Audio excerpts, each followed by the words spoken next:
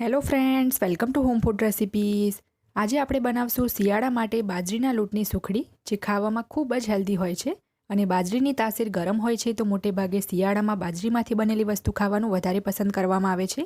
આજે હું ફક્ત 3 જ વસ્તુમાંથી બનતી ગોળ પાપડીની રેસીપી લઈને આવી છું, જેમાં આપણે ફક્ત એક જ સિક્રેટ ઇન્ગ્રીડિયન્ટ્સ ઉમેરીશું અને એનાથી આ ગોળ પાપડી મોઢામાં મૂકતા જ ઓગળી જાય એટલી સોફ્ટ બનશે। નાનાથી લઈને મોટા દરેક જણને આ ગોળ પાપડી ખૂબ જ પસંદ આવે છે। તો ચલો એને બનાવવાનું શરૂ કરીએ। સૌથી પહેલાં મેં ગેસ ઉપર એક પેન ગરમ કરવા મૂકી દીધું છે। એમાં આપણે અડધો કપ એટલે કે 80 ગ્રામ જેટલું રૂમ ટેમ્પરેચરનું ઘી ઉમેરીશું। અહીંયા મેં 200 ml વાળા જે મેઝરિંગ કપ આવે છે એનો યુઝ કર્યો છે। તો બધું ઘી અહીંયા મેં ઉમેરી દીધું છે। હવે આપણે એને પીગળવા દઈશું।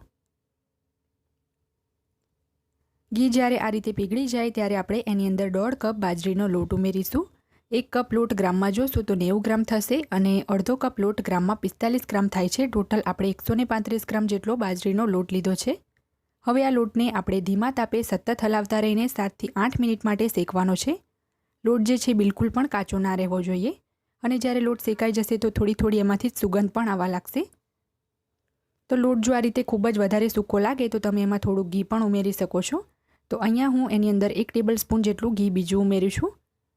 હવે આપણે એને ધીમા તાપે શેકી લઈશું અને જ્યારે લોટ શેકાઈ જશે તો વજનમાં સહેજ હલકો પણ થઈ જશે અને સહેજ ઘી પણ અલગ થશે, એટલે ખબર પડી જ જશે કે લોટ શેકાઈ ગયો છે।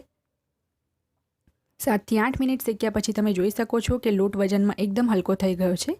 તો હવે આપણે એની અંદર 3/4 કપ એટલે કે પોણા કપ જેટલો ગોળ ઉમેરીશું, જે ગ્રામમાં 90 ગ્રામ છે।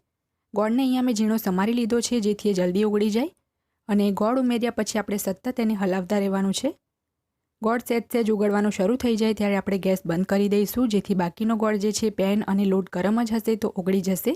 તો હવે હું ગેસ બંધ કરી દઉં છું અને આ જ રીતે આને આપણે મિક્સ કરતા રહીશું તો બાકીનો ગોળ ઓગળી જશે। ગોળ સરસ ઓગળી જાય એ પછી આપણે એની અંદર જે સિક્રેટ ઇન્ગ્રીડિયન્ટ્સ હતું એ ઉમેરીશું અને એ છે 1 ટેબલ સ્પૂન જેટલું દૂધ।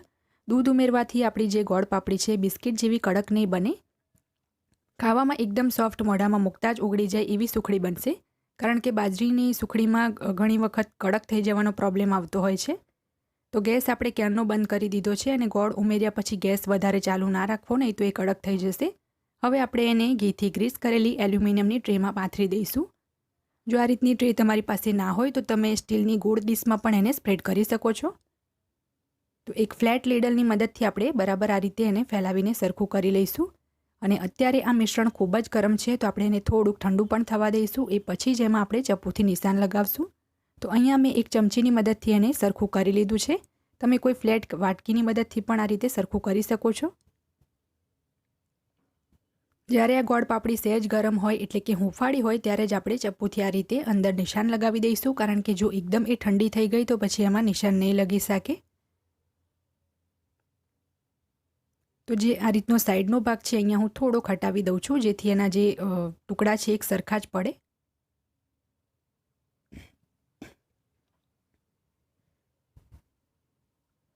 તો જ્યારે આ ગોળ પાપડી ટોટલી ઠંડી થઈ જાય ત્યારે આપણે આ રીતે એને બહાર કાઢી લઈશું।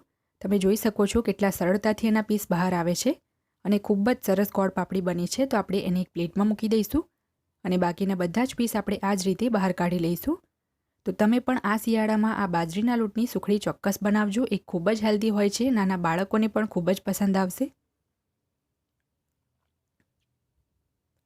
અહીંયા હું તમને એક ગોળ પાપડી તોડીને પણ બતાવું છું કે કેટલી સરસ સોફ્ટ બની છે।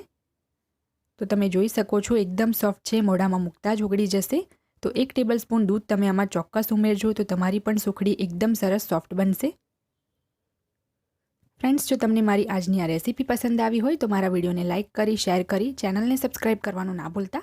સબસ્ક્રાઇબ બટનની બાજુમાં જે બેલ આઇકન છે એને પણ દબાવજો, જેથી તમને મારા આવનારા તમામ નવા વિડીયોની જાણકારી સૌથી પહેલાં મળે। અને જો તમારે મારો આ જ વિડીયો હિન્દીમાં જોવો હોય તો એની પણ મેં લિંક નીચે ડિસ્ક્રિપ્શન બોક્સમાં આપી દીધી છે। તો મળીએ નેક્સ્ટ વિડીયોમાં, ત્યાં સુધી આવજો।